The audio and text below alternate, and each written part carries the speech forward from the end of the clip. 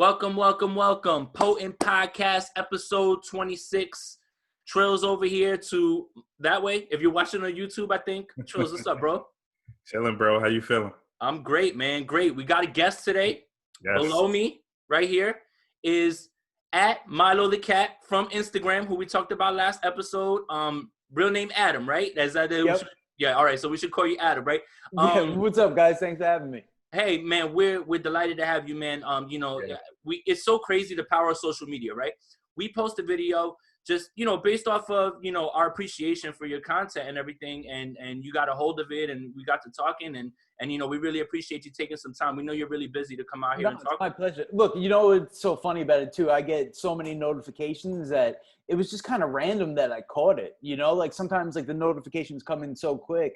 Someone tags me and they're like, oh, why didn't you respond to that? I'm like, because I got like a 20-minute window sometimes, You know what I mean? So like I caught it in my notifications, and I sent it to my girlfriend. I was like, yo, like, look at this. I just randomly caught this in my notifications. So like, and I don't know, it was just great. I really appreciate you guys with the It was meant to be, man. And then when Trills told me on the show that he had been part of your indie showcase, thank you for all your contributions and everything as well too, man. Like that's no, it's my pleasure. It's my pleasure. Look, that indie show started as like this thing during quarantine, like to try and help out indie artists and also to like keep myself busy and stuff. And like I was saying before we went on air, like I really believe in the show, but it's just so hard to get viewers to view something new, Everyone kind of like knows what they like, what I do, with the cartoon videos, and to get them on to like something else, it's a big hurdle. But I know, like,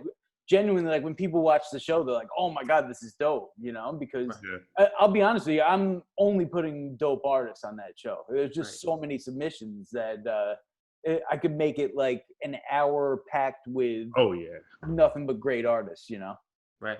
What's the other thing too? Is like I look in your comments because I've been a follower of you on Instagram. You're like interacting with rappers.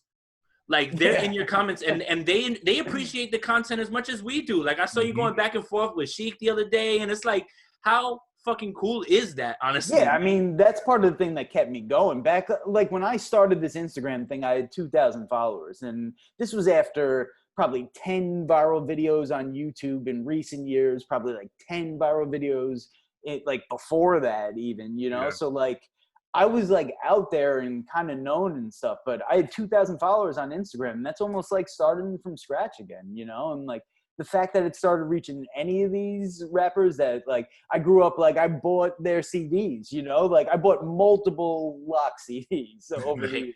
You know what I mean? It's like, to me, it just, once I started growing and building followers, and I'm like, oh, what the hell am I doing? Trying to like figure out what the next move was. Like, that's what kept me going. That like all of a sudden I never used to see a verified check ever. You know what I mean? Like for years of making videos, even viral videos. So that it definitely helped me tremendously, for sure. This is awesome, man. So we just wanted to ask you a few questions just about, so I think we kind of touched on it. So just, tell the world a little bit about yourself for the people that don't know, and what your content is really based on. Yeah, I mean, it's based on classic hip hop, like late 80s to early 2000s, I would say. But like I grew up like really listening to 90s hip hop. So it's really based on like my CD collection. And that was like the difference. I used to do these old viral videos, and a lot of them were classic songs that, everyone knows and loves. But I was kind of like relying on like these internet lists and stuff, and like what these people were saying, oh, these are the top 100 songs and whatever. And like the concept with Instagram was like, I'm going to go on and like do my jams from like each CD. And I was like going through my CD book early on. And then I started like kind of morphing it into like, everyone's got like a different top song. So like, let's try and like hit everyone's top song. Yeah. And that doesn't mean the song that you always heard on the radio. And then like more and more people kind of gravitated towards like, oh, this was always my favorite song off that album. And like, you never heard the song on the radio, and that kind of like, I always love finding those songs that I'm like, this is genuinely a song that I love, and then putting it out there. And like, there's all these other people like, oh no, I love this song too. And then there's also these songs that I assume everyone knows. And I even like label them into the descriptions and stuff. and people are like, oh, what song is this? You know, and I'm like, oh my God, like really? Like some of these songs, I'm like, how do these people not know? But you know, It's true, man. It's true. So I mean, but you're doing like a good service though, because there are tons of people checking in to you, whichever way they found you, and now they're discovering songs that they never heard. I know that's amazing. The fact that I could like send viewers and plays to like these classic artists that I grew up with listening to, like to me, that's amazing. You know, like I still can't get over that now, like some of these videos that get big views and like, yeah, you know, it just all goes back to the artists and stuff. Like it's amazing. It really is. Yeah, man. Yeah, man. We enjoy the content, man, for sure. Yeah. Trills, you got the next one? Yeah. So I mean, I think two of the things we wanted to ask was pretty much covered there. Right. But what I was wondering was, is there anything from any specific animation houses that's your favorite thing? Like is Hanna-Barbera your favorite to go to, or do you even have a favorite? Yeah, it's tough to say. I do like that classic look, you know, like I do like that like late 80s kind of like cartoon look, like G.I. Joe look, the Transformers, like He-Man. All of them had like that certain kind of feel, and I don't know, for some reason I do think a lot of people agree, like those are always seem to be the videos that like people really gravitate towards, you know, and like that is kind of like my go-to style. But also, like, I gotta say, old school Simpsons too, like old school Simpsons. I love that. You know, like it's one of my favorite shows of all time, like the old Simpsons, you know, and like just like being able to use like all their different characters, like it kind of almost makes my life easier because they got so many characters that apply to so many different things, you know. Like what was it? The snake one, right? That was the one. That one's great. That was perfect. Thank you. Yeah. I mean, like that's the whole thing. Like it's almost like any song out there. Like The Simpsons have 1 million characters. You could find someone that it's like, wow, this really works. You know. Yeah. That's awesome. So the thing that I always looked at in the content, what I want to ask you is, so take me through this process of making the video. How long does it take? And you know, how do you make it seem like the characters are saying the words? Because it's one thing to just have it perfect. Sometimes you speed the mouths up so it looks like they're actually mouthing these words. And then the other beauty part is like the random stuff, like the Wu-Tang logo that'll pop up out of nowhere, or somebody's got a Yankee fitted on. Like how long does that process take? And tell me what you look for, like when it comes to doing those things. Yeah, I was actually just saying to someone that I'm working on this project with that like those little details, like sometimes like that's what just sets it over the top, you know, like those like the Yankee hat and like the Woo poster and like something in the background and like something like I always love stuff like that where the average viewer doesn't even see it, you know, or like something so subtle in the background that like you have to watch it 3 times. Then you're like, oh my God, wait a minute, that's in there at the perfect moment. Like to me, that makes a good video a great video, you know, and like I could keep on doing the same thing over and over again and like people will keep on watching them. But like I always want to like keep raising the bar. And like that's part of it for me, that like to make it almost like a next level thing only to some people, like in the way that like Rick and Morty does it. Like Rick and Morty has like these underlying stories and stuff that it almost like you wouldn't really get if you just like casually watch the show. Yeah. You know? So I love it. Like at this point, you have all these Easter eggs, and now it's insane. Like the Simpsons, one of the Simpsons ones you just recently did. Like you look back at the TV, and Otto was on TV from a Simpsons one you did prior. Yeah. That's insane. And like, you know what? Like I used to do stuff like that before I had followers, and I would like sit there and be like, yo, people don't even get this. Like, you know, like I'm like, I used to be like, I know that this is good, you know, like but it was crushing my confidence because no one was seeing them and stuff. So even like when I first posted those videos, it was back like when I didn't have that many followers, and only a couple people were like, oh shit, wait, like that was the previous video, and like that was the right reference and this and that, you know. How long does it take you to do one of these videos? Like I forgot that's the but the reels go for like what, 30 seconds, right, on Instagram? Is that how you? Yeah, I usually make them like 20 seconds. So that's kind of like my sweet spot, and they're all different. Like some of them I'm just in the zone, and after all these years, like this was not the case years ago. Years ago, they used to take me weeks, and then it kind of turned into days, and then the time kept on speeding up. Now, give me a couple hours, I could bang out a quality video like this, But it's like if I'm in the zone, if I'm ready to go. Also, it's all about like the right character and stuff. Because sometimes like I'm in the middle of these videos and it's like a half-ass character, or I don't have the right footage or stuff like that. And that's what takes more time, because I'm like, oh, I wish I just had like him doing this for this moment to make this like, again, from a good video to a great video. And like, I'll be the first to admit, like, not every one of my videos is great. And like, sometimes it's because I am restricted, like I am restricted to like the footage I can find. Right. And, yeah, like I mean, sometimes that's the biggest hurdle. That it's like, God, if I could just get this guy in a car right now, this would just make the whole video. But then I don't know. I always find a way to be creative and get around it. But sometimes it's just it would just be so much better because these clips exist and you just can't find them, and it just sucks. All right, Trills, you got the next one? Yeah. Do you have a favorite video you've done? I know this is very hard because even me thinking about my favorite of yours is hard. So I know it's going to be hard for you. But we'll go around the table because I have mine too. Okay. Man, there's like a couple that come to mind. I would say I got Homer and Marge as LL Cool J doing it. That's definitely one of my favorites. I mean, I did like a full length, which I did on Instagram, but then put it on YouTube too, of like all of the Super Friends doing Triumph, which dope. I always point to. And then, you know what? I love this one I did of Peter Griffin doing Ghostface. And it was just like, it wasn't like the right like visual character, but just like for the scenes, I matched up everything so perfectly to the song. I dropped Family Guy references in there. I dropped Woo references in there. Like that was one that I think I just really like knocked that one out of the park, Yeah, for sure. Trills, what's your favorite one? So like this was hard for me because there are some that are so creative. Like you really just want to, just on a creativity standpoint, I want to go, this is the one. But every single time I look at this particular one, I laugh so hard that it's my favorite.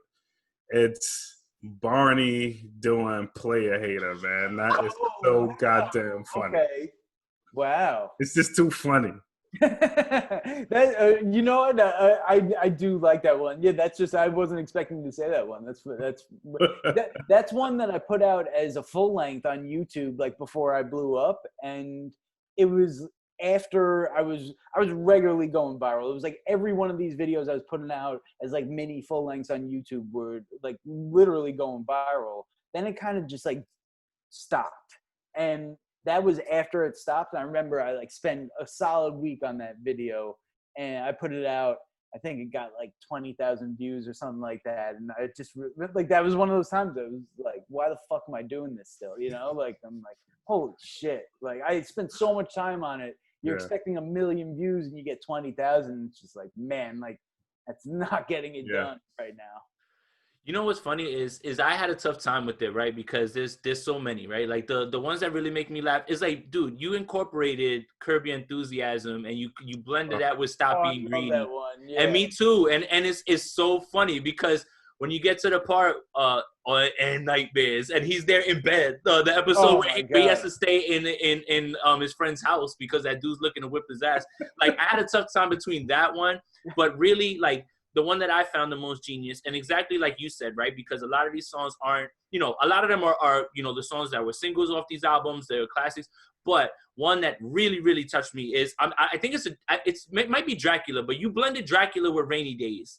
I heard you say that. Yeah. I absolutely love that video. It just works. And that's one of my favorite songs from Cuban Links. That's the thing, right? So you kind of talked about it, right? People get connected to the songs that they love.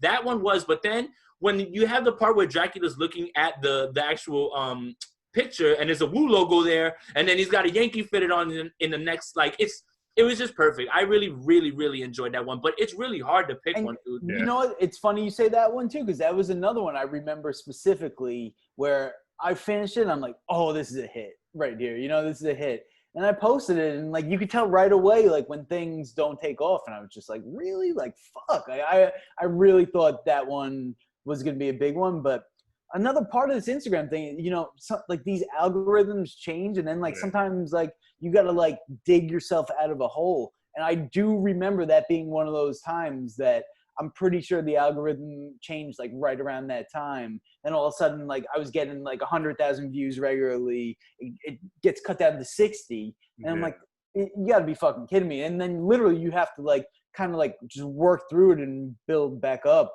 Otherwise it's going to keep going down, you know? So I do remember that one being one of those times for sure. Wow, that's funny that we were able to pick those that you seriously, like of all the videos, I know the two that you guys picked. It's crazy. Well, I think it's because the more that we're talking, we're starting to figure out that all three of us look at the same all these things the same way, right? Like the animation and the music, and it just that's why we're so moved by it. That's why we talked about it, on our last, because it was like, dude, I had already been following you for so long, and we had already been doing this, and I'm like, why haven't I talked about this yet? When when your videos pop up, like I immediately give it a like because it works, man. And I appreciate how hard it must be to do all that and do it that way, and right, and it's fucking genius. Honestly, it's not even. Thank you. It's not even like easy, and it's still cutting edge. Honestly, look, I spoke at this thing like over Zoom for Stony Brook University yesterday, and the same thing I told the students is like the same thing I would tell like anyone, any age. It's like, it's really, I'm the testament to hard work. Like these things were not this good back in the day. Like I had some talent, but not enough to like get by. You know what I mean? Like I had like a little touch of something there, and I just worked at this type of stuff for so long until I like finally got good at it, and then had to work even longer to get really good at it. You know what I mean? So like it was all just the work that I put in. Like if you go back to my old videos, they're not as good, like, and a lot of times like when I repost like really old ones, like I'm redoing like a whole bunch of shit because I'm just like, oh my God, like this is just like, it's not great at all.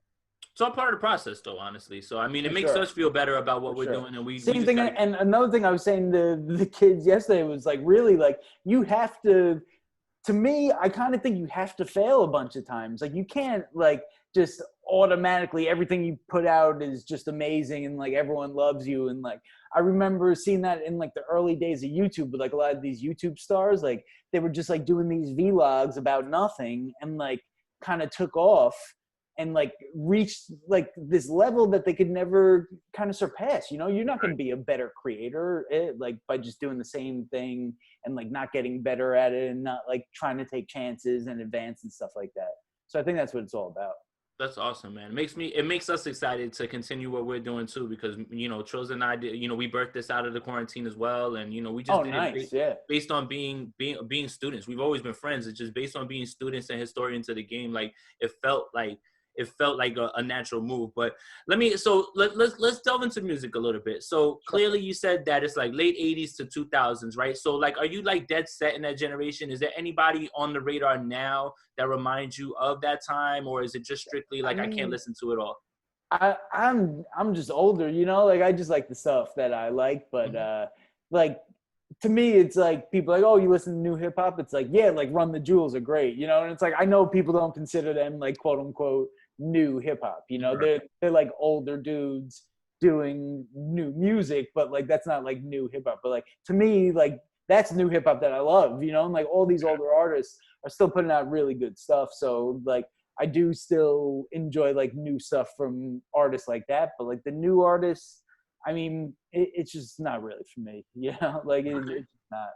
So not at all, like not even like, cause we sort of feel the same way, right? Like we review new music and things like that, but there, there's some people I feel like that feel like, the guys should like are you aware like the Griselda dudes or? Oh, yeah, like those guys are like, yeah, but see, like anyone that's more like real hip hop, like automatically I'm like, oh, for sure, like it's almost like, oh, I don't even consider those guys new hip hop, you know what I mean? But it's like, but you're right, they are like that to me, yeah, that's a totally different example than like I don't know can't get on board with that auto-tune sound. Like, I just that's never different. liked it.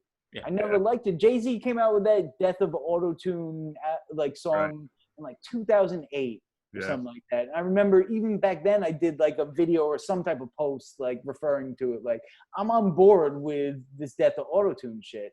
And it's been here to stay, you know? Like, I did think that was going to be a phase, but man, like, it's like a requirement now. Right. Yeah, I mean, we're pretty much locking step with you in there too. Like, there's new guys that we like it, but for the most part, you know, like whenever we get these artists that restore the feeling, like Griselda's been, like our podcast is like very near being like, you would damn near think that we're like on their payroll or something, like the way, you know, like, but yeah. So Adam, you know, thank you for coming on with us, man. We really appreciate it. We know you're a busy man. You know, we'll end it here with, you know, we really appreciate the content that you put out there, man. Like it really is a contribution to the culture. You know, whether people want to acknowledge that or not. And if you want to submit something, I'm taking submissions for the next indie show. Okay. So you want to throw out another video? By all means, just send it over that email. Yeah, we'll chop this up. And we'll put it on the timeline for you. You do whatever you want with it. But you know, tell the people where to follow you just in case they don't know, and anything that you're working on, any sort of upcoming projects, anything like that, you could, you know, give us some insight in. Yeah, I'm at Milo the Cat, MYLO the Cat. I got this big project in the works that like I really can't talk about yet. But besides that, you know, I'm doing some like original animations and stuff for record labels with this animation studio named Cartoona that I work with. And, so like we got like a bunch of cool ones out, and then we definitely got some more coming. And you know, we'll see. I was ready to sell like a ton of these things, and then the pandemic hit and kind of like slowed everything up. But you know, hopefully it's gonna come back around soon, and we're gonna start like really supplying artists with high quality content. Oh, it will, for sure. Awesome. And then one last question.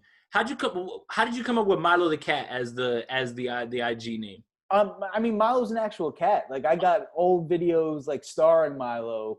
I got like my first ever video in this style is like Milo and his sister Lulu like singing this song. And so I used to do like this rapping dog, and then like Milo would like come on and sing the hook. I got like old videos of that. And Milo just kind of like became a character after that, and then became like my persona, and then like ultimately just like morphed into like my quote unquote brand. And that was kind of it, you know. Awesome, man. Well, Adam, man, we really appreciate you coming on here, man. We'll talk. We'll send out the clips and everything, and we're gonna post, you know, like right after. But again, man, we know how busy you are, and we appreciate you coming on here. And all good. No, my pleasure again. Seriously, thanks for having me on, guys.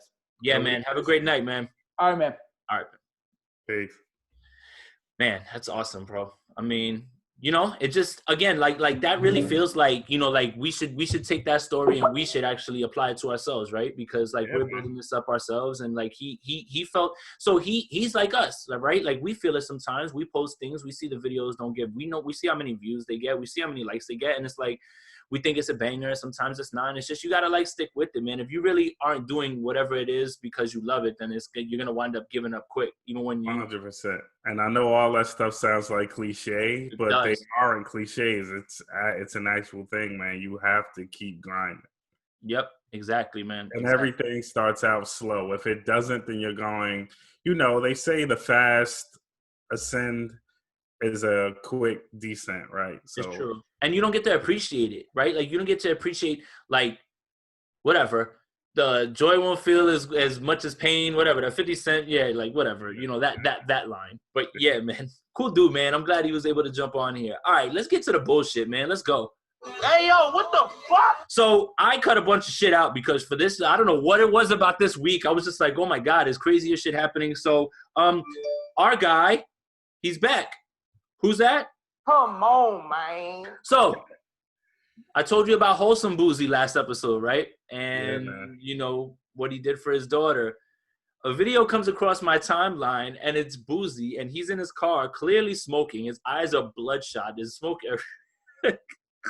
And he starts it so slowly, like he's hurt. He's like, hey man. He's like, for anybody oh no, wait, I got the clip. I'm sorry. Fuck that. What I'm gonna go and describe it for? I'm gonna just let him play. So this is what Boozy says here. Hold on, let me pull it back.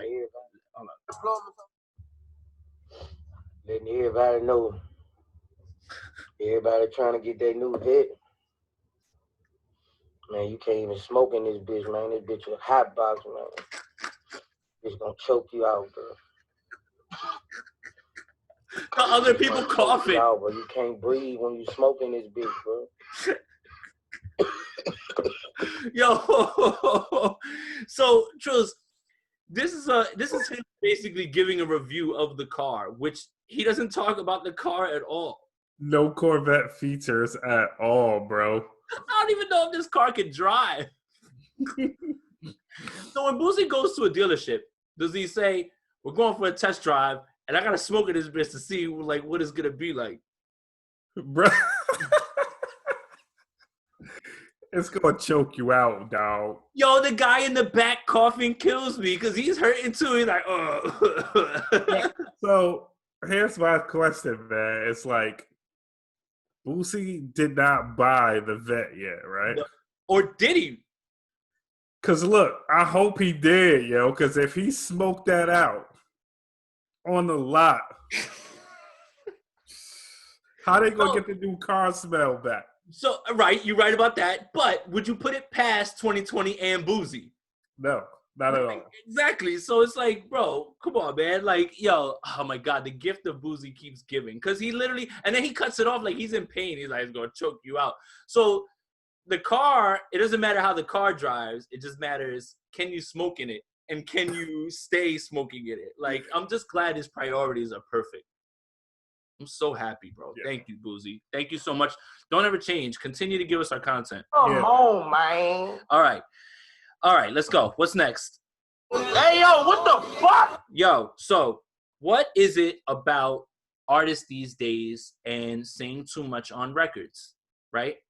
We have an instance of this of a mainstream rapper doing it. What's the kid's name? The Murder on My Mind, right? That's apparently a real song and was used against him, right? Like this isn't there is no freedom of speech or First Amendment or whatever it is anymore. It's like if you say it on record and you did it, it's like, you know, you could be implicating yourself. So first of all, you send me a tweet. I don't know where you find these shits, bro, or like the depths of where you have to go to get these things. But like, okay, so you send me something and it's a SoundCloud link and it's a white guy in like an Adidas jumpsuit. And I'm like, and it says, homie done snitched on the whole hood. The you know what? The less I tell you, the better. Let me just play it real quick. His grandma in a blue house, yeah. Hey, what up, my dog Tony? He got outstanding warrants. He's staying warrant. Hey, my dog Ricky shot a man in the head. Hey, now we dead. Dumped his body on 6 Mile and McNichols in a dumpster by the CVS. Hey, then he went in there with a fake eye. It don't even bounce right. Like you're just snitching to snitch. Hold on, keep going though. Let me keep going. He and scam CVS. It's like the 5th time he scammed CVS. Hey, my man Malik, he got a black 2019 Charger with 2 pounds of heroin under the seat. His license plate is 852393. He also got an unpaid parking ticket in Roseville, bitch. Yeah. Hey, stay on 554 Arden Park Boulevard. Swiping green dot money pack cards. He also selling bars. Bro, talk to me. Please tell me what the fuck is happening because it's not even being bounced correctly. Like you're not even like bouncing it in a way where it sounds like you could be weaving it in a song. You're just jumbling a bunch of words together to snitch on people. That's it, bro. What the fuck is going on in this new era? Yo, they are different, bro. They are different, bro. Man's is giving the addresses out. How hasn't nobody come knock this man's head off? Word, and it sound like they in Detroit, so I know. Bro, I know they want them. If we got a hold of this, that's just out there everywhere. You know this dude is running around snitching on you and like, bro, this has to be a joke, right? Like this has to be like a joke. I'm hoping it's a joke, right? But people die over shit like this. Go. Yeah, man. But like we get these, you know, we're in the troll era, right? Where like things are a joke and they're trolly, but it's also some truth in the trolling and the joking and the clout chasing. Wild time, yo. Yeah, the clout chasing. I don't get it, bro. Like, is it worth, even if you're saying things on a record, right, that aren't true about somebody, and the cops start to investigate and you bring that sort of heat on people or whatever, Never mind if they're actually doing these things and you're actually putting them away and shit. But you make a good point, right? Like, okay, you doing what you got to do to get your SoundCloud jumping, right? You could have fabricated almost all of that stuff, right? But if Malik is a real person, they gonna be on his head now, whether he did it or not. Bruh, and if I get pulled over and you rip my seats up because this idiot said that shit in a song, I'm gonna come knocking your door and beat your ass. Word. Look, I don't have anything. I'm not doing it. But why are you gonna put me under that sort of pressure at this point right now, just for you to it's the thought process that really fucks me up when I really think about this shit. It's like, bro, are you serious? Like, and at least be better at the rap. Like this isn't the same as when we you know with the other white guy that we were talking about when he was rapping or whatever. At least he was bouncing that shit or whatever, and it sounded like good. You know what I mean? This shit is either got to be a joke or this man's is just like out here really trying to snitch just to pop the SoundCloud off. I don't mean to sound like, you know, like this isn't. Matter of fact, I could just say it because this isn't a biased thing. Music sounds different regionally, right? I mean, my man's is from Michigan, so maybe that's really his bounce. Like, whatever, that's okay. But like I said, again, you fucking with some real people. Like, again, if I'm in the room and you're recording this and you're like, and you say my name and I'll be like, yo, cut that shit off, yo. Like, don't get out of here. Don't, like, you know what I mean? Like, I don't need that sort of like. See, that's the thing too. Is like, where did you record this? Did you record this with people in the room? Like, as the engineer, I'd hit the thing and be like, yo, you sure, yo? Like, I know it's not their job. You know that, right? The engineer's just it's not. I mean, but if I was the engineer, bro, I'd be like, yo, take your bread back, bro. Matter of fact, I'm sending you the Cash App back, bro. I am not mixing this. I want no parts. Because you're part of it. Recorded it at my studio. Right, that's what I'm saying. When somebody's like, where the fuck you recording this at? Over here. Oh, so you letting people snitch on your records? You're applying pressure to everybody who is involved in this one way or another. And it's just, oh my God, bro. Like, I thought it was fake. And I hope it's fake. I hope we get some report it's fake because this man might end up dead. And I hate to say it like that, but Jesus Christ, man. Hey, yo, what the fuck? I just can't with these people, bro. These fucking youngsters, man. Like, what the fuck, bro? Y'all are clout chasers. This is some crazy shit. But look, it doesn't stop there, right? It doesn't stop there. So in California, there's a rapper who is rapping about getting rich because he's frauding fucking unemployment in California. Trills, make it make sense. Matter of fact, let's just play the record. I'm just gonna go right into it. Flow so sweet. We had 1.5 land this week. That land transaction with me. I'm trying to swipe this bitch up till it free. I get the swiping for EDD. Go to the bank, get a stack of lease. This shit here better than selling peas. I made some rent that I couldn't believe. 10 cars, that's 200 bond. I got a shout out to Donald Trump. I got the shout out to Donald Trump. So look, at least that sounded good, right? That shit got a bounce, you know, but what is it? It was like $1.5 million. This motherfucker had like $1.9 million spread out amongst like 92 cards, bro. Bro, I tell you what.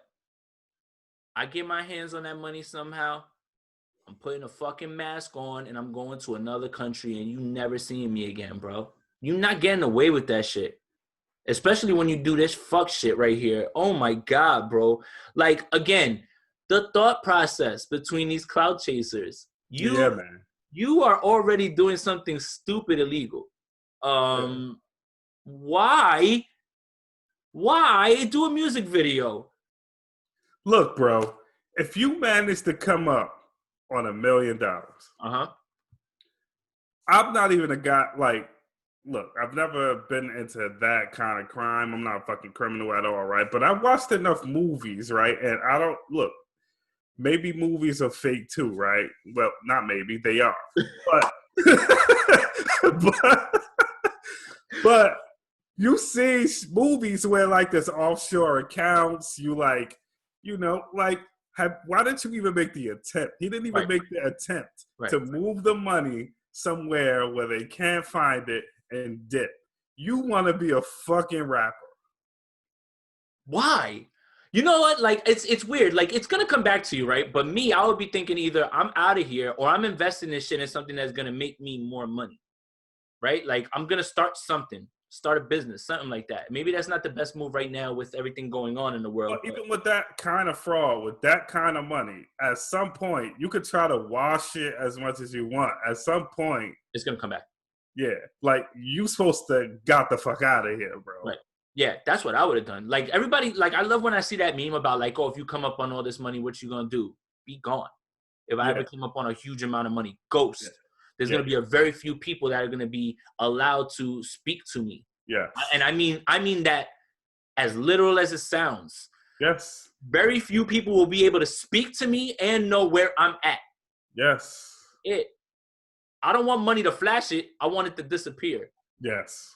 I know that's a meme too or whatever, so I did not come up with that or whatever. And I feel dirty after saying it too because I know that meme has like is in my subconscious. That's why it came out. But I just, oh my God, man. It's just like, the song's dope though. Like I hope, you know. Like he was floating on it.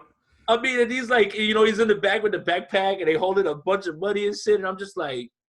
But bro, yo, the power of hip hop. People want to be rappers so bad that they will fucking indict themselves to do so. Unbelievable. I can't, bro. Hey, yo, what the fuck? All right. Oh, my God, man. So we're on Zoom now, right? This is how we did it. You know, we sent it out to Adam. He joins. This is how we record our show. There was a Zoom incident. What was it, this week? Last week? I think, yeah, it was last week. Yeah, so a writer for the New Yorker, I forget his last name, Tubin, something like that. Tubin. Jeffrey Tubin. Tubin. That's pretty funny, actually. I think that kind of leads. Is actually very funny. That leads to it. So he's on a Zoom call with other New Yorker writers, just like on Zoom. And it's funny because you jump on, Trills, right? And you jump on, and I'm like, your video's off. And he's like, yeah, I always have it off because I don't like that shit popping up right away. And that's actually a really, really smart way to do it, right? Just in case, right? You never know what could happen, right? Got some hair out of your place, you know what I'm saying? You got some shit on your face, you don't even know real quick. Well, that's not the case with what happened with Tubin. This man, and I don't want to confuse it, one or the other. This man did not just have his dick out. This man was beating his dick on Zoom in front of all of his colleagues and had no idea that it was on. You go first. Fam. Why do you need to do it so fast? And right then, can't you just wait? Like, why did it have to happen so fast? Oh, my God. It's like, whatever this happens, it's type in the morning, right? So it's like 8:30, 9 o'clock. You have this in your schedule, right? You cannot plan your masturbation session either before or after this. It has to be, yes, right now while I'm on a Zoom call, get it out, let's get it done. Yo, this is the thing.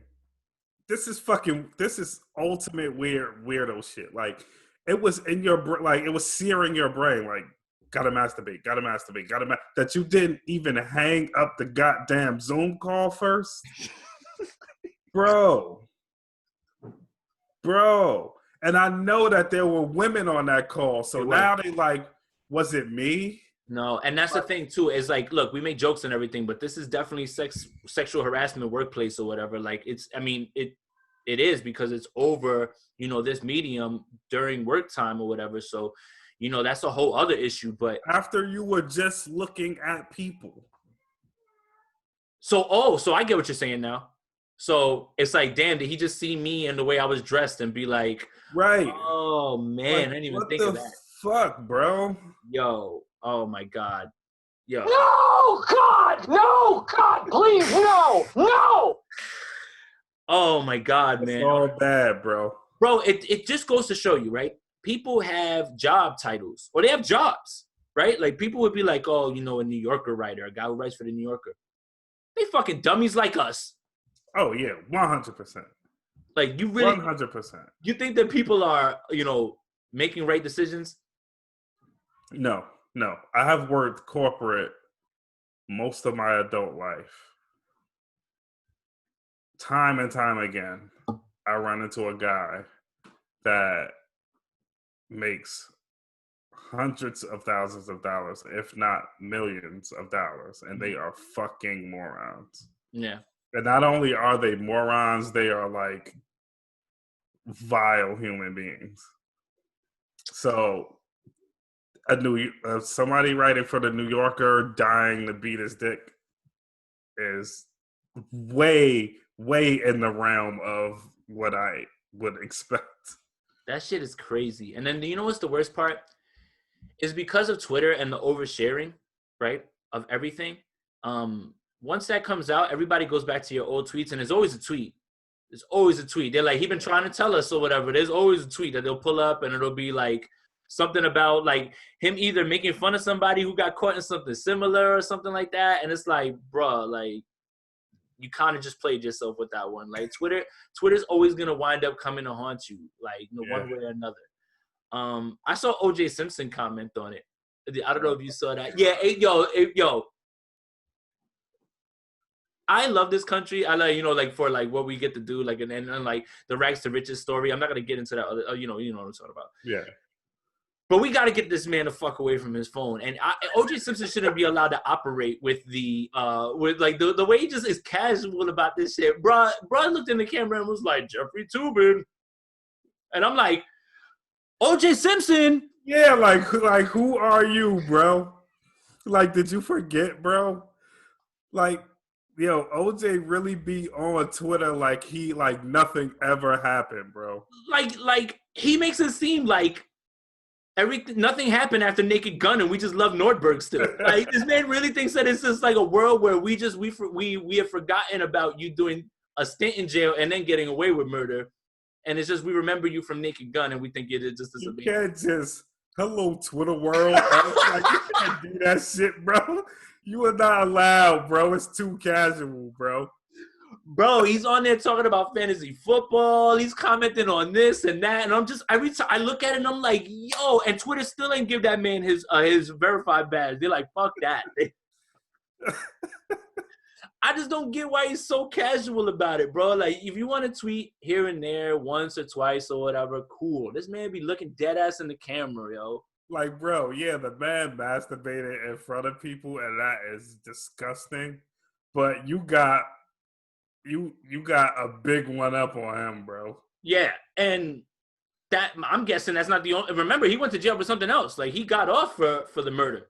Yeah, for trying to steal his memorabilia back. Right, and they got him on video acting like a nut job. Like, you know what I'm saying? Like, just because Cuba Gooding played you well in that miniseries doesn't mean that nothing happened. Like, what the fuck, man? I don't get it.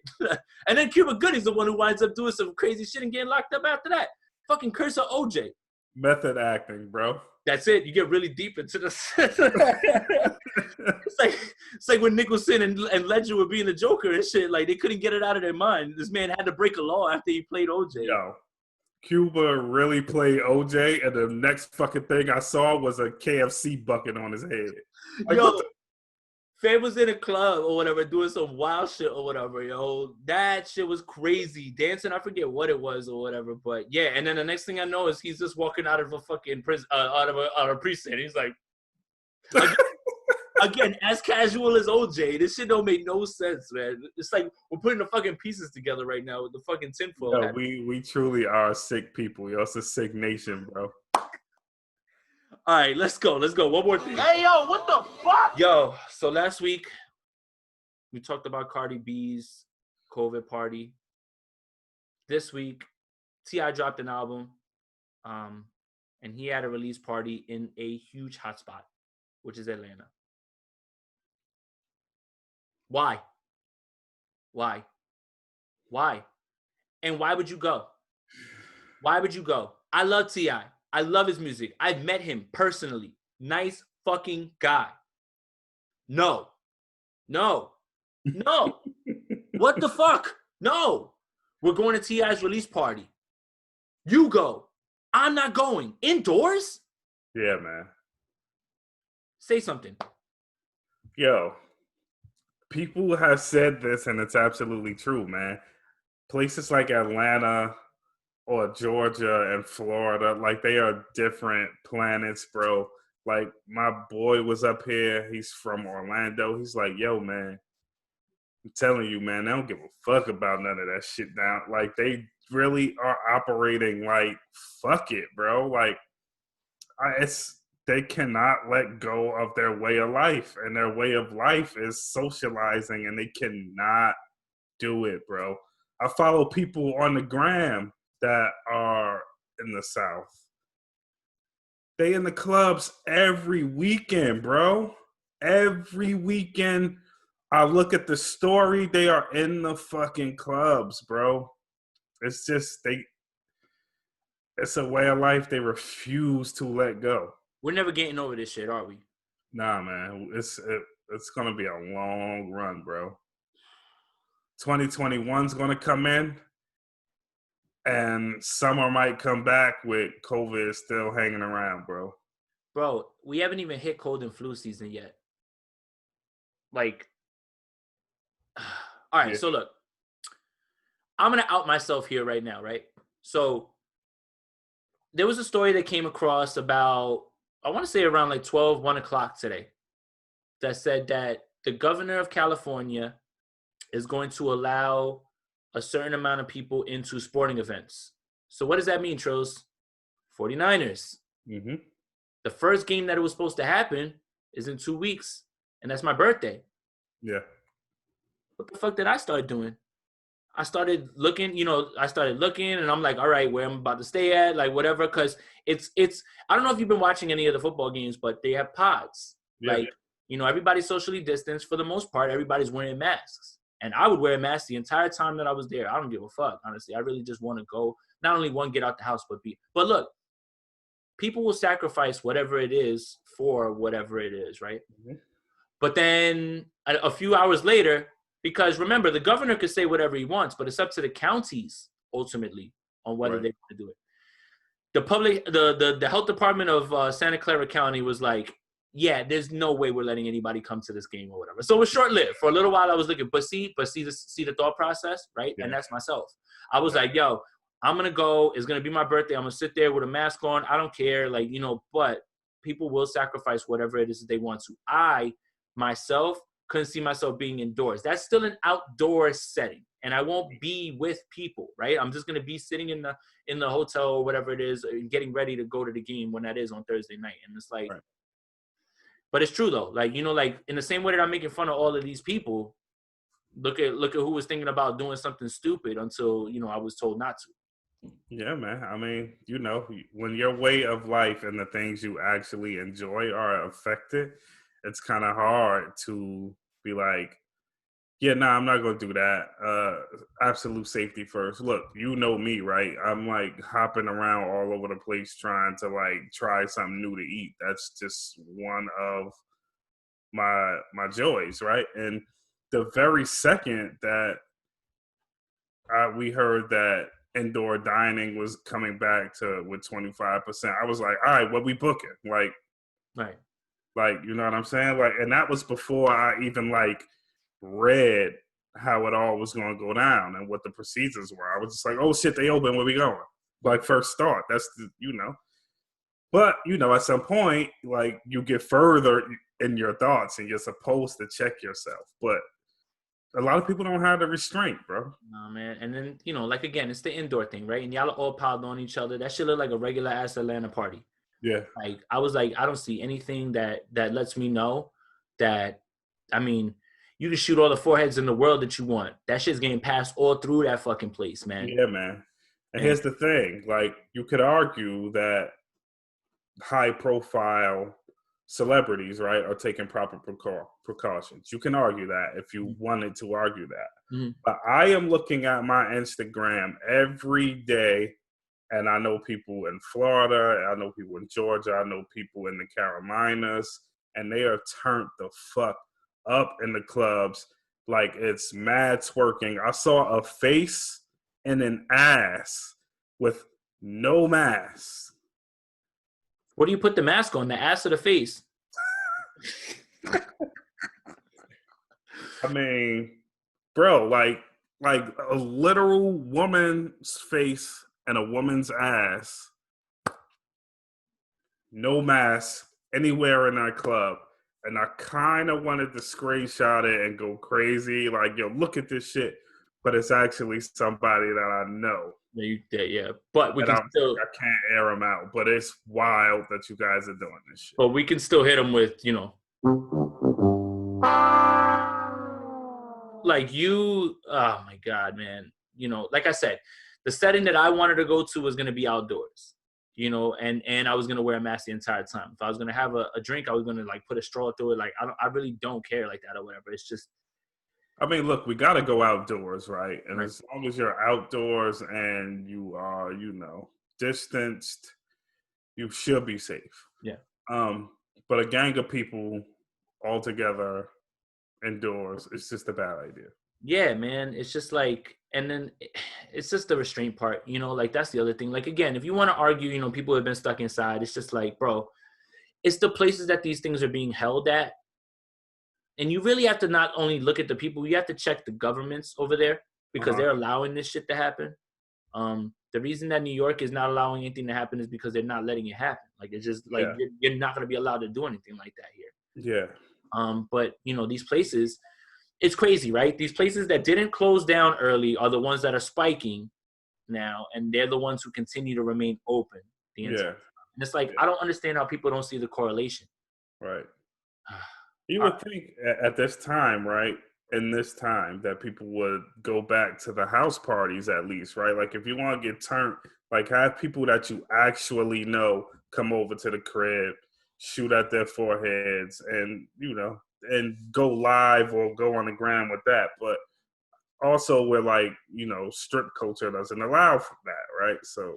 And it's Atlanta, right? Yeah. And, it's the King, shouty. So, by the way, I like that Baby record that he has on there. I didn't get a chance to listen to it, but that shit that he put out with Lil Baby, that's just pretty hard, actually. Yeah. I'm sure the album's dope. T.I., I love you, man, but it's just like, it seems irresponsible unless you did something the right way. Let me know, but for me, it doesn't seem like that's something that I wanted to do. We talked about it our last episode. Like, if Hov was like, yo, pull up to the COVID dinner. Nah, bro. Put me on Zoom, put me on a tablet, and let me sit there, and you know what I'm saying, and I'm going to soak up my game or whatever, but we don't got to do that shit in person at this point. Not right now, bro. All right. Hey, yo, what the fuck? All right. New music this week. A lot of new music this week. Lots of new music. Party reissued a bunch of songs. Spoiler alert, Persian Rugs is on my list because this is the first time I've been able to get it streaming because I've had to listen to it through SoundCloud, but, that's one of my 5 this week. What else this week? We did mention T.I. Didn't get a chance to listen to that, unfortunately. I will get to it. Trust me. It's been a crazy time right now. Black Thought.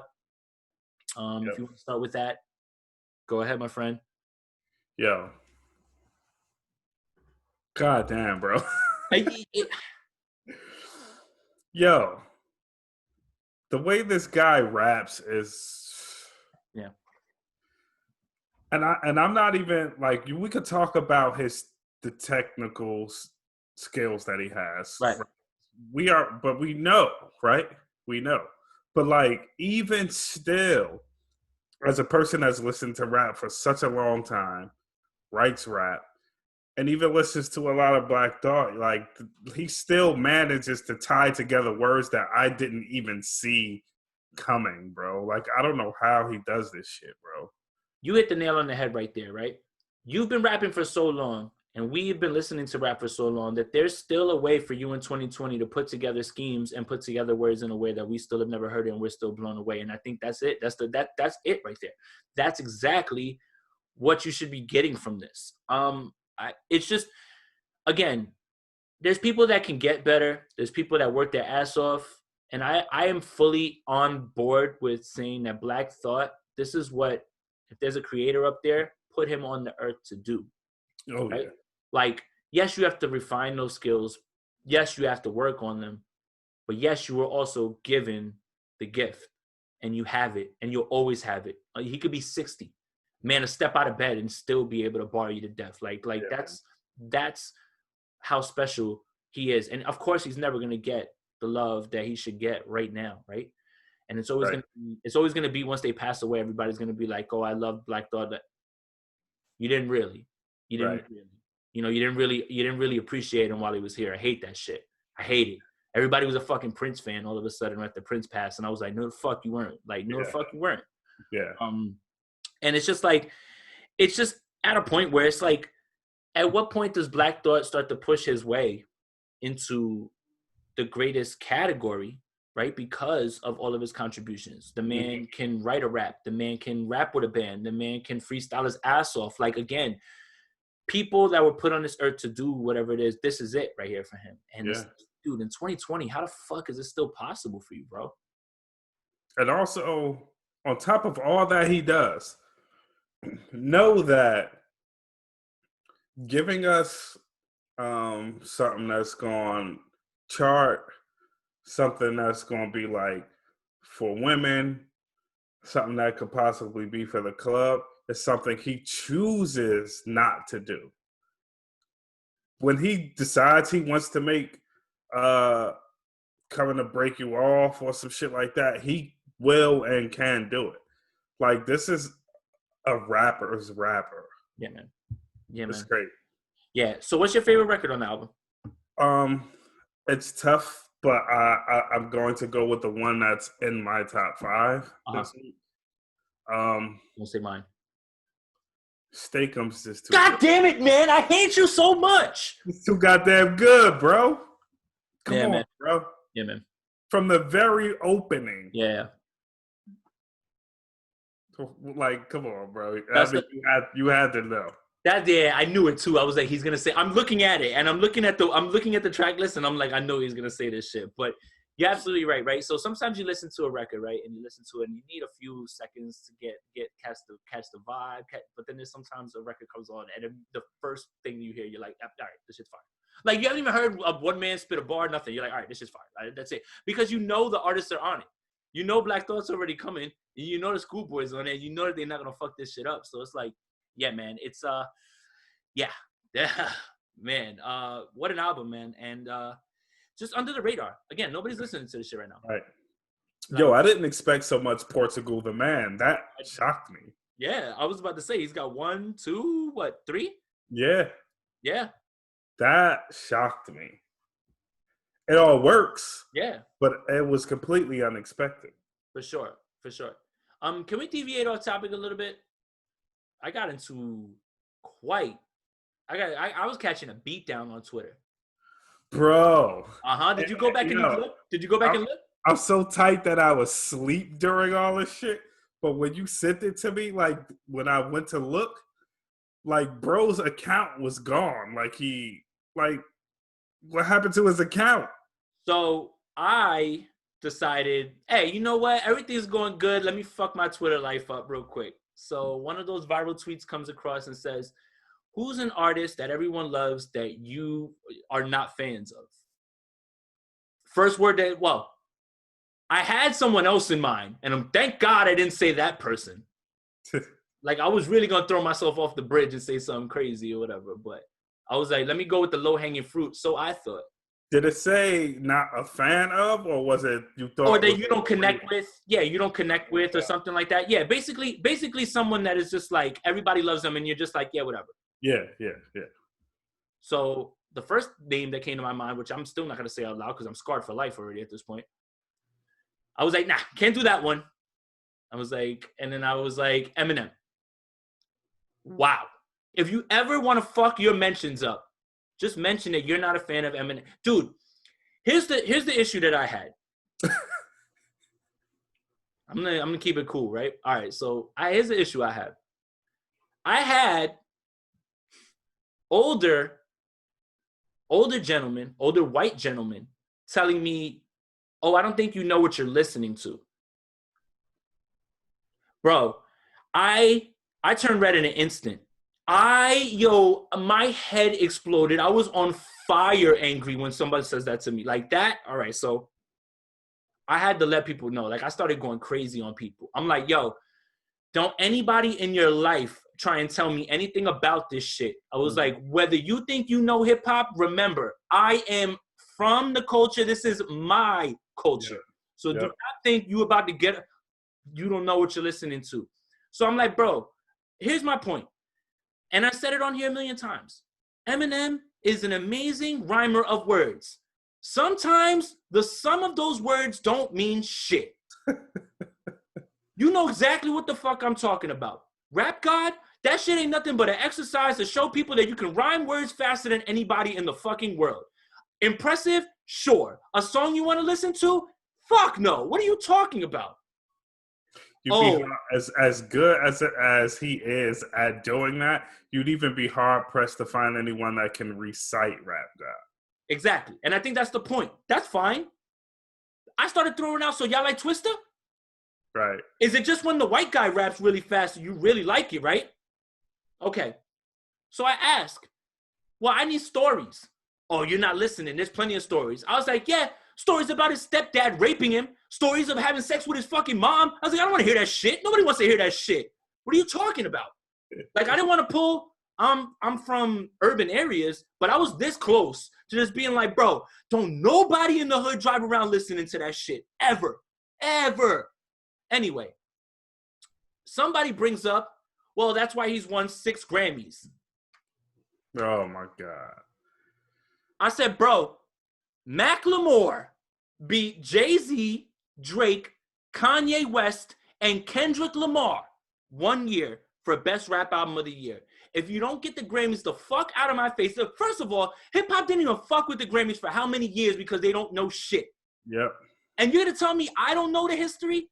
What bothered me about that response was I looked at it and the motherfucker looked like a person of color, and I was so fucking tight because I'm like, bro, all the white boy rappers racked up Grammys.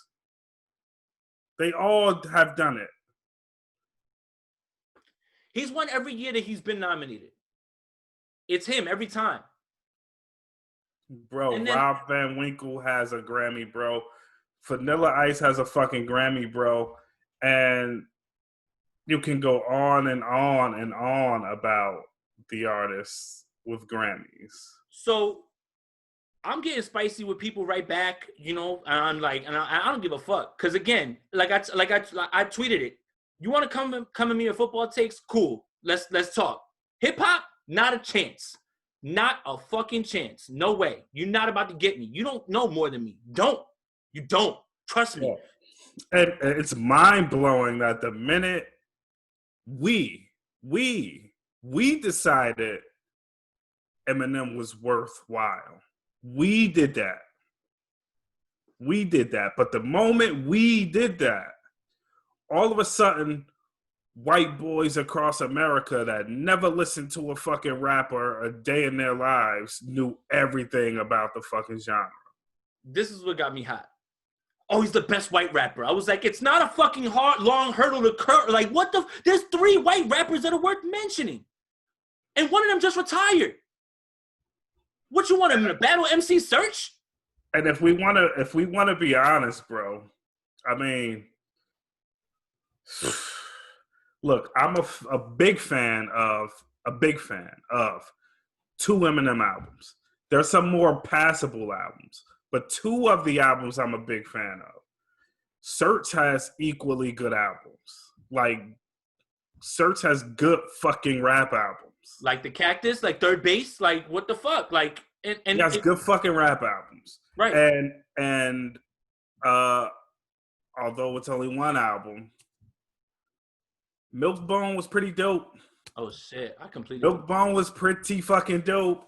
I mean, Milkbone sound like AZ before Eminem sound like AZ. I let's actually research what we're talking about, bro. That's what gets me mad. Don't talk to me about that shit. Don't talk to me like so after I'm going back and forth with everybody, because I got an answer for it all. You know, best white rapper, I was like, yeah, real tough. Like, I was like, that man's jumping over an anthill to make that shit happen at this point. Yeah, for sure. And then I was like, oh, so y'all mad? I was like, so I guess y'all not ready for the Royce better than Eminem discussion then yet. And they're like, what? You wouldn't even know Royce if it wasn't for Eminem? I was like, false as fuck. I was like, would you stop it? Here's my point. Eminem has first 2 albums, dope albums. The first 3. Let's throw Eminem Show in there. You could throw Eminem Show in there. Eminem Show is peak Eminem. I feel like that's him at Till I Collapse is on there. That's peak. Eminem Show's not my favorite Eminem. But it's good. Right. it's right after that when he goes completely in the shitter when it comes to music. Relapse, Recovery, any of those, keep that shit. Those rock songs on Recovery, keep that shit. That Relapse shit of him rapping like Triumph the Courage Dog. That's horrible. That's absolutely horrible. That's what I'm saying. And it's like, bro, when I bring these things up, you're like, oh, I don't know what you're listening to. I'm like, bro, I was like, the man starts one song, I was born with a dick in my brain. Yeah, fucked in the head. Oh my God, guys. I mean, I love that song, but only because it's Slim. It's classic Slim. Right. But it's not anything new. It's not anything mind-blowing. It's not anything particularly clever. Right. I mean, you cannot use that era of Eminem as your trophy. You can't. You just can't. So then people start asking me, all right, so who is dope? And I'm like, how long you got?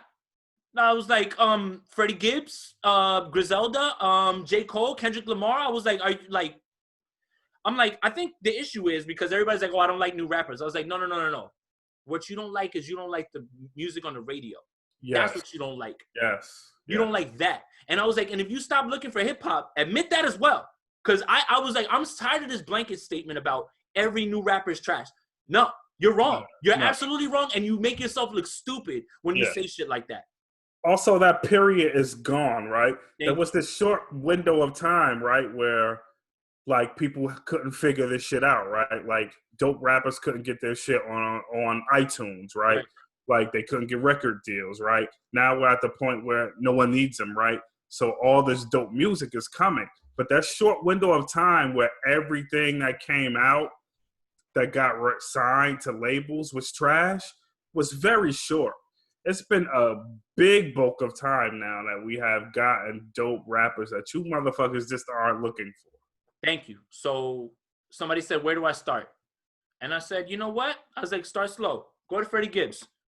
Pinata, bandana, Freddie, and then get your ass over here and you get into Alfredo. You'll be all right. Trust me, you'll be fine. But it's just crazy, man. Like I have put some football things out there. I have never received such an angry, mean. Like one guy says a 10-year-old's thing. Oh yeah, you got a baby dick, and I was like, that's what you got. I was like, bro. I was like, so you blocked me, then you unblocked me to say that to block me again. I was like, bro, that is not a mic drop. You're a child, and you've already run out of arguments. Like so. And I guarantee you, these are the same bros that hated when Eminem denounced Donald Trump. It's the same guys. Right, pretty much. And then, so here's the other thing, right? So I went into the Royce Eminem thing. So I said, okay. I was like, he went in the tank, and I was like, and you know what? I was like, let me say something nice. His music is much more tolerable now because he stripped all that shit away, and he just went back to rapping. Yep. Okay? So that's great. Royce the 5'9" has 3 projects in a row that Eminem hasn't touched as far as artistry, as far as message, as far as rapping, none of that shit. And everybody's like, why are you even saying? I'm like, bro, the fact that you are disputing what I'm saying is more telling than what I'm telling you. Because you are holding this man up to this, like, can't miss shit. And you know what's the worst part? I did this on the day of his birthday. I had no fucking idea, yo. I swear to God, I had no idea. Oh, shit. So when his name is trending and you just go to top, all my shits were popping up. People were I had to mute all those conversations. Like I couldn't look at it no more. Yeah. That's wild, bro. Bro, if you ever want to piss people off on Twitter, tell them that you're not a fan of Eminem's music. That's the way to do it, bro. Bro, they went crazy on Royce when Royce said that Eminem's bodies of work prior to his last album weren't that good. And he's right, though. 100%. He's 100% right. And not only is he right, it's his fucking friend saying it. Why are you mad that these two guys as friends can acknowledge that the music wasn't great? I did have one guy actually come in and be like, yo, I'm with you. He was like, Bad Meets Evil. They were right there neck and neck with each other. And he was like, these last 3 albums from Royce have been incredible. I'm like, yeah, you know that Royce is producing all his shit now and doing it. Like, I was like, it's almost, again, all new hip hop. That was the one that just kept all new hip hop's garbage. And I was just like, no, you just stop looking and you think that it's on the radio. It's not on the radio anymore, man. I had the radio on by accident the other day because I got in the car and it was on and I heard that Sweetie song, Tap In. I'm like, oh, that's just all right, or whatever, cool. I got out of the car. I went and did something. I got back in. I turned that shit back on. That song was on again. And I was like, wow, it's only been a fucking hour. Like, that's the difference. So, people who say all new hip hop is trash, I would like to have a word. I think you need to look in the right places. I don't know how we got all the way over here to this, but yeah. Get on the streaming platforms, you fucking idiots. Like, it's like, I like all of these things that we're unearthing, Black Thought, none of that shit's on the radio. And you're going to tell me, like, yo, it's crazy to me, bro. Somebody was like, you know, cleaning out my closet, and he's like, Monster. I was like, Monster fucking sucks. I was like, I don't give a fuck about that Rihanna's on it. That song sucks. Love the Way You Lie. That song sucks. Like, first of all, I'm not even believing that those dudes like those songs. That's what I'm saying. You're just looking at, like, what are his highest songs, and you're just trying to throw those out. Those songs suck. They fucking suck, okay? Those songs with Pink, all those songs fucking suck, okay? Look, the man can rap. The man's not as good at making music. He's not as good as he used to. Look, just chalk it up for what it is. The man is very good at rapping. He is a legend. He has 2 classic albums. And he just doesn't rap as good as he used to. All right. There's no big problem with that. There is, apparently. I learned the hard way. So, but I was really happy, actually. I just saw so many angry people, too. And I was just like, look how mad you are. I was like, I love it, man. I was like, all I had to do. So I told this one dude, I'm like, here's some life advice. Don't ever let someone's opinion over something send you into a tizzy like this. I was like, you know, have a blessed day, bro. like, be all right. Like, why would my opinion about Eminem, because that's what it is at the end of the day, right? Is my opinion. Music's subjective. It's not objective, it's subjective.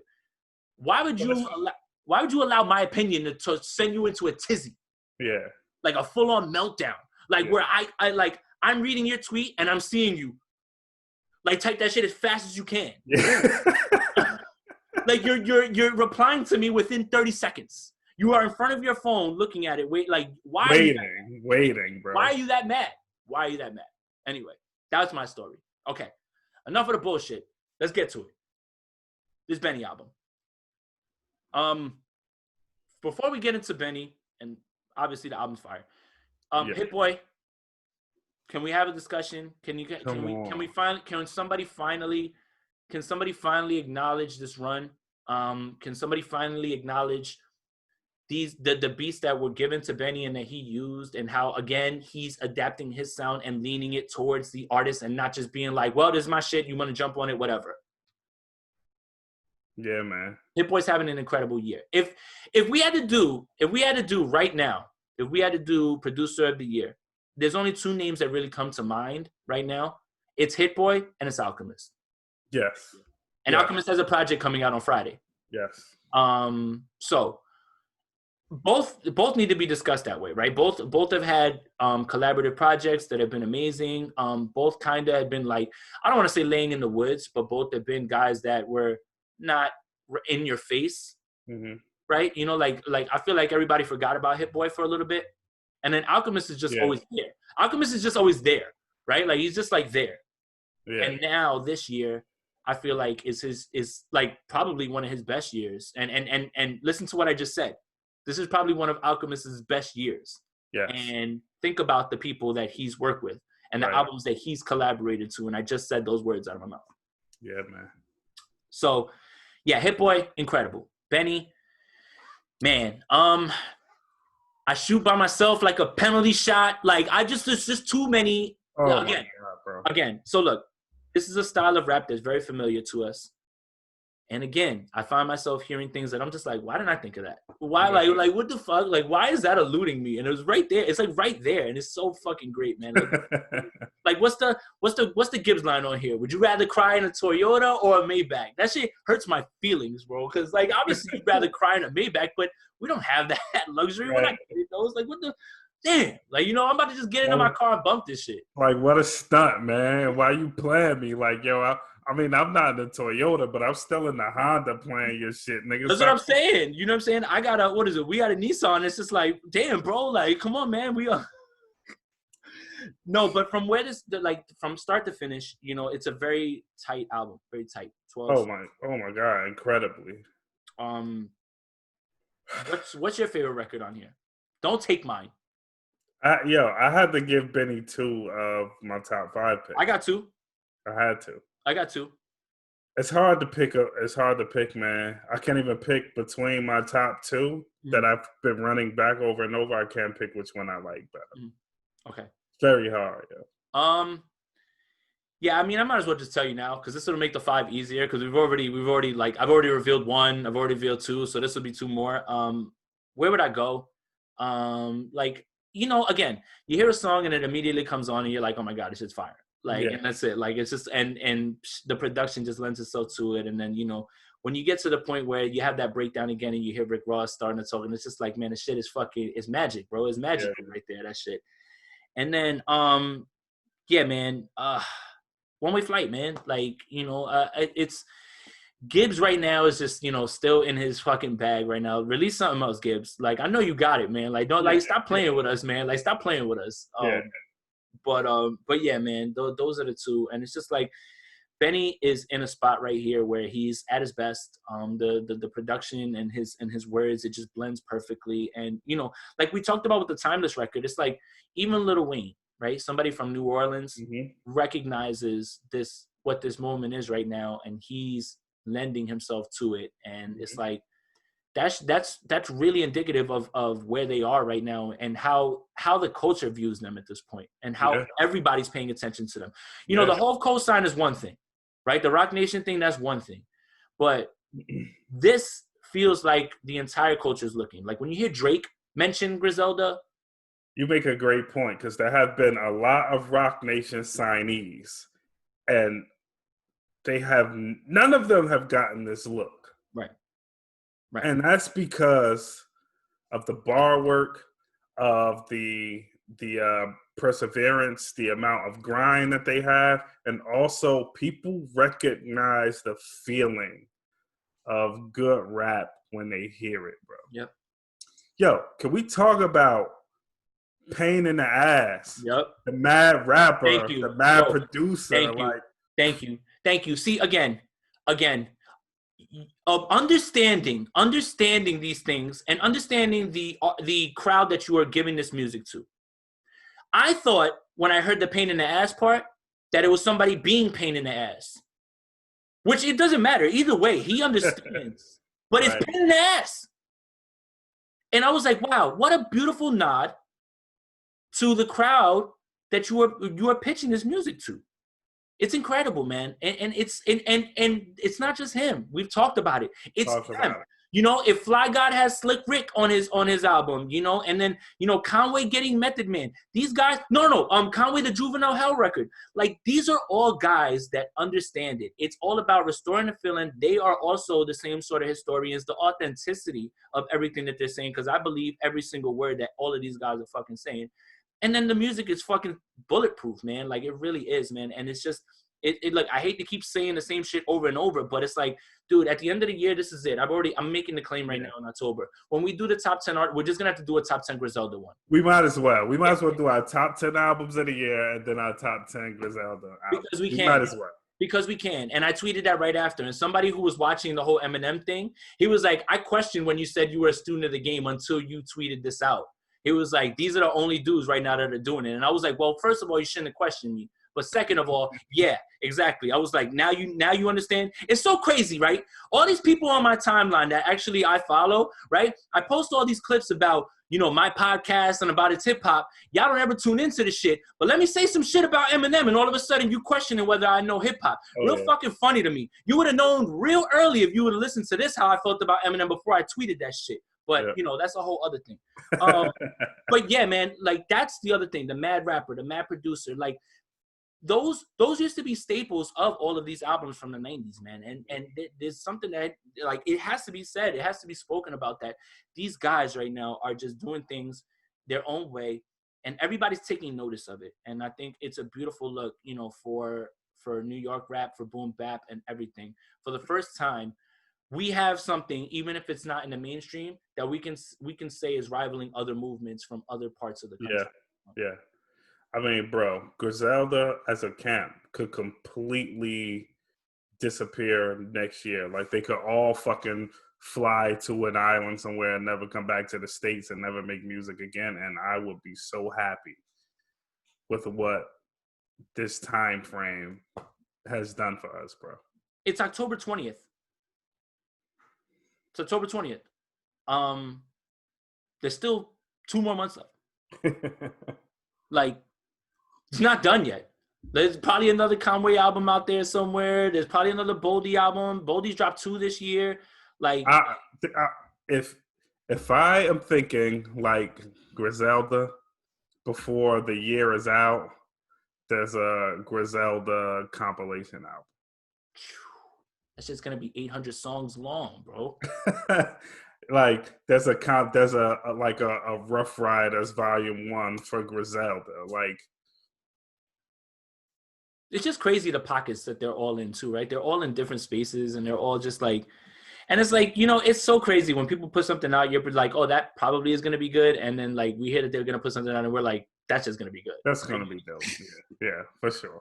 Like when I first heard that Benny was doing an album with Hit Boy, I was like, huh? And then I was like, that's just gonna be fire. Like in the same breath, like, it'll be fine. It's gonna be fine. All right, yeah, man. I mean, I don't know. I don't want to keep going on and on about them, man. But like, if you're not listening to them, like, please, like, I don't get it, man. Like, we're not gonna stop talking about them either. So you better just get on board so you can catch what we're talking about at this point. Yeah, man. All right. Did have a retro review. Felt like we were gonna have like 3 hours worth of material this week, right? But man, it's so funny, right? We had this whole like jam-packed like format I was sending you and everything, and I was like, nah, no retro review, nothing like that. And you were like, cool, this is gonna be good. We're gonna fill up a bunch of time. And then, of course, comes across the timeline, and it's literally one of my favorite albums of all time. And I sent it right to you, and I was like, well, here we go. Here we go. So the album that I'm referring to is Black Moon, Enta Da Stage. My God, man. This is one of the first albums that I ever got before I even really got into hip-hop, and let me explain. When my brother would come from the Bronx to come stay with us for, you know, like a week or two, you know, whatever it would be, like, you know, maybe a month, something like that, come stay with me and my pops. You know, 93, he had this tape. And, you know, and it was crazy. I used to listen to it over and over, not knowing, like it said Black Moon on it, not fully knowing who they were. In 93, I was, 9? Yeah. But I remember it like word for word and everything, right? And then it's like, as my love for the game grew, you know, it went back to that. And then I realized, you know, Duck Down, all that shit. And then it made me love the album more. And then there's a period of, you know, during the era of freestyles, mixtapes, you know, off CDs, you know, Styles, I remember getting this one CD where it was Styles just rapping over everybody's beats. Yeah. Beats to My Rhyme, Who Got the Props, just like all of those were on there. And, you know, what, you know, The World Is Yours remix, like all of those. And it's like Styles, when he went on the Who Got the Props beat, and then he goes on I Got You Open and everything, it rekindled my love affair with the album. And then when I get older, because I was listening to this shit not that long ago, I still fucking love it just as much. Like, it's that fucking good still. Like, it really is, man. And 1993, you know, how many MCs must get dissed?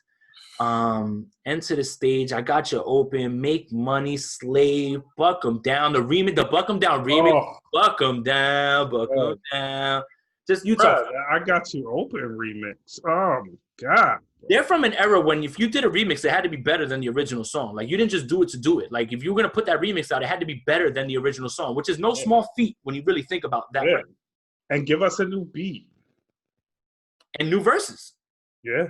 You know, like, people, you know, that's the thing, right? So, like, just talk to me a little bit about, like what this means to you, because this is right up your alley of just, like, this right here, like again, hate to tie it back to Griselda, but all those gritty and grimy sounds and things like that, like, this is all beat miners. Like, you need to, like, remember that. Yeah. I mean, again, bro, it's a sound that transports you to the East Coast. These are the sounds you can see, you can smell, bro. You know what I mean? You could smell a lobby. We say it all the time. You could smell a pissy elevator, bro. You can smell the orange leather inside a Timberland boot, bro. You know what I smell? I smell Phillies.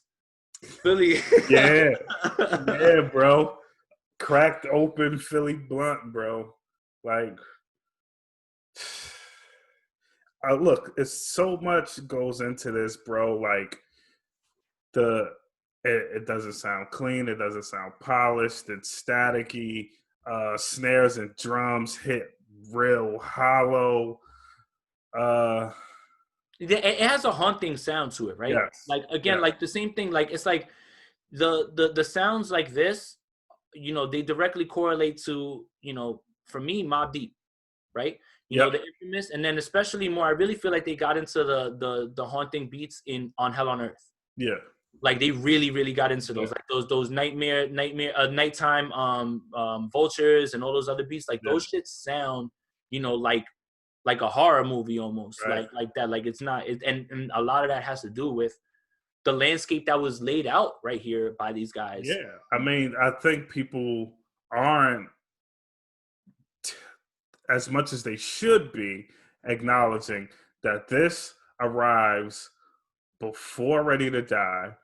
It arrives before Nas. It arrives before Wu-Tang. all of this. Yeah, like this happened ahead of all of that. And these are albums that are considered to be more classic than this one, but this laid down the groundwork for what we were going to get on all of those albums. And you know, and it's true because, and here's the thing, again, this era is jam-packed with so many of these albums, right? Like you literally just mentioned a few guys, you know, like, you know, this is that 93 to 95, 96 time is just jam-packed with albums that have changed my life and have kind of changed the way that hip hop is done. You know, the lyricism continues to ascend, right? It's like you pass the torch from one guy to the next. Some guy takes the sound and the flow, but they add more words and they're adding things to it. And the lyricism gets stepped up on top of this landscape and the soundscape that is being laid out. So it's like, this has a ripple effect all the way through. And you're right. This album does get overshadowed by Ready to Die, by Illmatic, by 36 Chambers, by, you know, like all of those albums. It's just because that's a time that we may never ever see. Like we talk about Griselda's run, but we're talking about a run where every single album that came out, whether it was that week, that month, whatever it was, were albums that at that time, let's say in the source, 4.5, 5 mics almost every time. Right. And they were coming from all over the place. Every borough, look, across New York and Jersey, right? And Philly, like all over the place. Yeah. From all different camps. It's incredible, bro. Like we sound like the old guys now, but it's true though. Like all you have to do is, like, if you're a historian, all you have to do is look back and just look through. So many of these albums are albums that to this day in 2020 are still at the top of people's hip hop lists ever. Oh yeah. Like if you talk somebody dead in their face and they looked you dead in your eye and was like, Ready to Die is the greatest hip hop album of all time, probably wouldn't even fucking blink once or twice. Ain't shit you could say about it. Right. Or Illmatic is my favorite album of all time, or it's the best album. You could say about it. Okay. You know, like that's what these albums were. They weren't just good albums. These are albums that in 2020, this time, are still being spoken about in that way when we've had all this time in between for people to try to approach the genius of these albums. And some people still feel like they haven't been touched. Yo, let's talk about how on the course Buckshot Shorty was to being one of the best rappers ever, bro. Like, look, you know what else too? Yeah, I mean, you're not wrong about that at all, too, right? The chanting, the chants, and everything as well too. Like Onyx, all that stuff. Like all that stuff is like all there too. Like this is, again, I just got to listen to it right before we jumped on. So I was like, oh my God, I was losing it, man. I was like, oh my God, I love this album. And it's like all this stuff comes rushing to my mind. That comes to mind, that about how good he was. You know, Enta Da Stage, the Buckshot Shorty. That's just like, I look at the words, I look at the names of these songs, and I can automatically hear them in my head. And it's the, you know, the chance, this shit feels like the tunnel. I like you making that point because this is that era, right? Where like you performed this at the Tunnel, or you performed it at Latin Quarter, or you performed it at the Roxy, or wherever they were going, and everything was tailored for the whole crowd to chant it. Yep. It's just a whole different time. It's just like rap mosh pit time, where like you are down in the pit and everybody's jumping around, reciting the hook and yelling at each other, and you don't want to be under a Timberland boot, bro. Like, very special time, bro. Or some gores or something. You about to get fucking. Yeah, man. I mean, it's again, for anybody in 2020 who has never heard Enta Da Stage by Black Moon from 1993, I find that if you listen to this, you're gonna be pleasantly surprised, man. Like, it's hard to still not be impressed by this. Especially if those are your favorite albums, the ones we just laid out, Ready to Die, Illmatic, 36 Chambers. If all of those were your favorite albums of the time, you really need to look at this that happened ahead of it, just so you could see the progression. Yeah, it's like really important, man. Yeah, man. It's just like, we don't have this sort of insight at the time, right? We don't know what this is gonna birth, right? Hindsight gives us all of this, and all you have to, and honestly, we're not putting anything together with what we're saying that is not there for anybody else to see, right? This feels fairly obvious. I feel like the stuff that we're talking about, like what its birth, what came after it, why it's not spoken about in the same way. Like, this for me feels obvious. It just feels like this.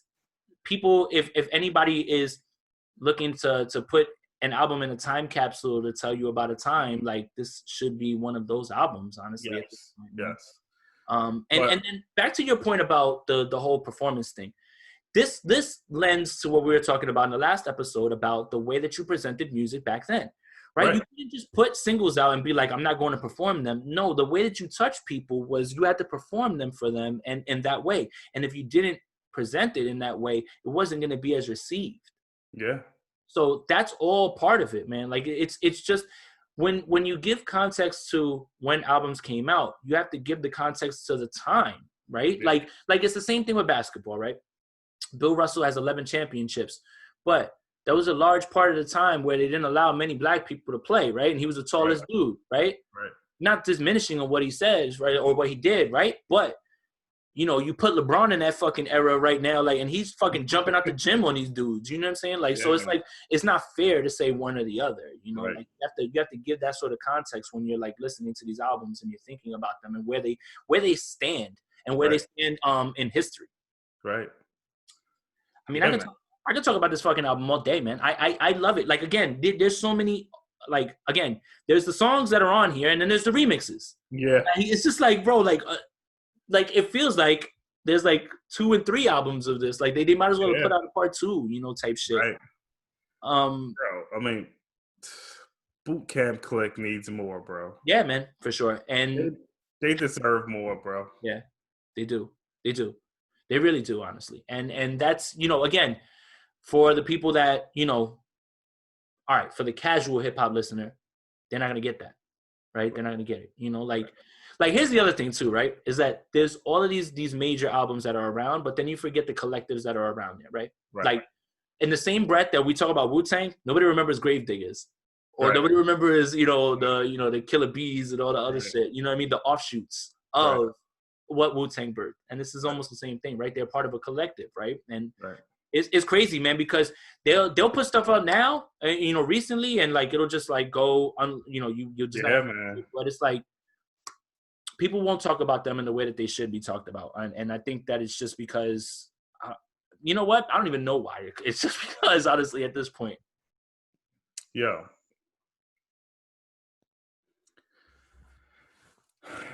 Yeah. Havoc got busy on You the Man, bro. Yeah. And it's crazy. This is 93. How old is he? Hav in 93? 16? Yeah.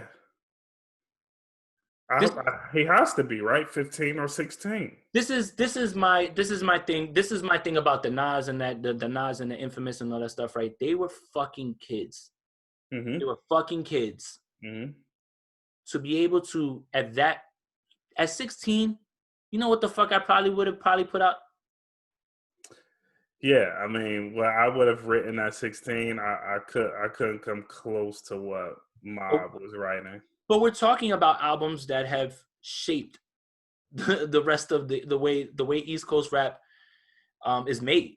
Yeah. Imagine being able to do that at 16. Imagine Nas writing that album at 16 like that. Yeah, Right? man. Like it's I don't understand. Like I still can't wrap my head around it. I really can't. At 16, I could barely fucking sit still, let alone create this amazing piece of art, which not only transports you to where they're from and tells the story, but just sounds fucking beautiful also. Like that, I like it's not even hard to listen to this shit either. That's the other part that I find really funny about it. It's like it's not like at times things take you to places, but you do it because you kind of have to, and it's like, it's not easy to listen to, but when you can do it as effortlessly and do it in a way that it sounds like this, it's like that's another level of genius. Yeah, for sure.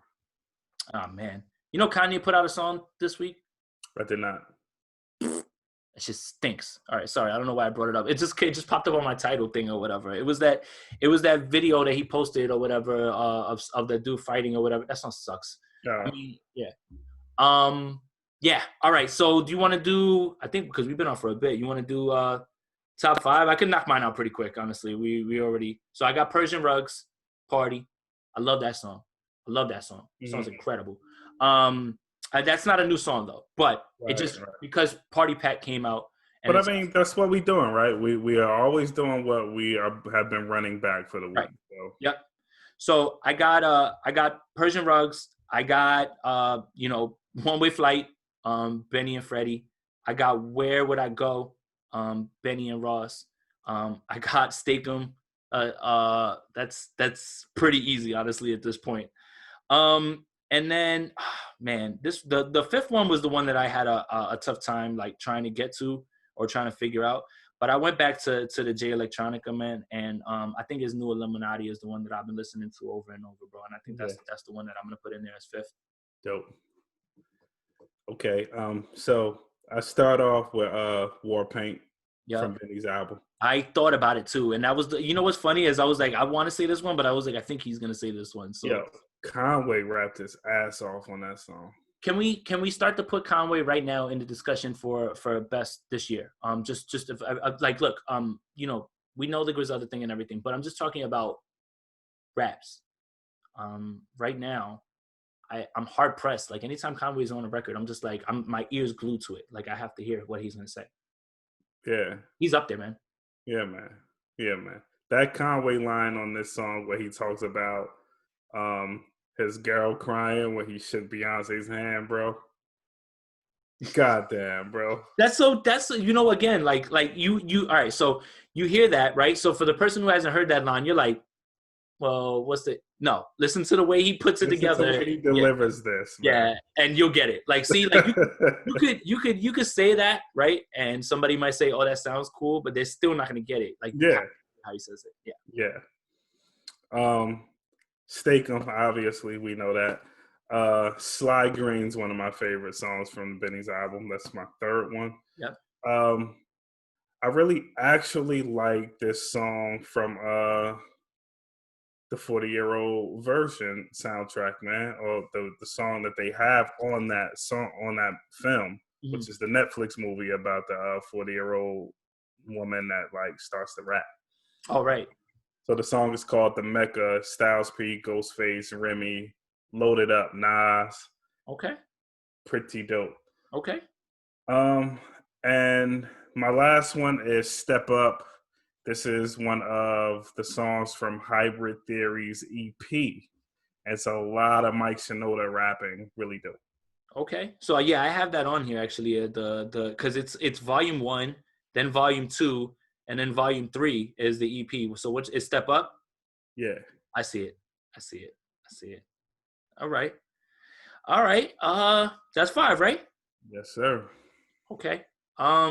Great fucking episode again. Shout out to Adam at Milo the Cat. Make sure you guys follow him. Appreciate him jumping on. And it's crazy how people can be moved by how you feel about them, right? Because he literally after we sent the video out, he got a hold of it and he hit me up and he said, I don't know if he hit you too, but he hit me up and he was like, yo, he was like, I was struggling like right now or whatever with this shit or whatever. And he was like, you got me going or whatever, because it's like, I hate to say it, but if one person, you know, and it's like sometimes it's just that was meant to be clearly because he says it.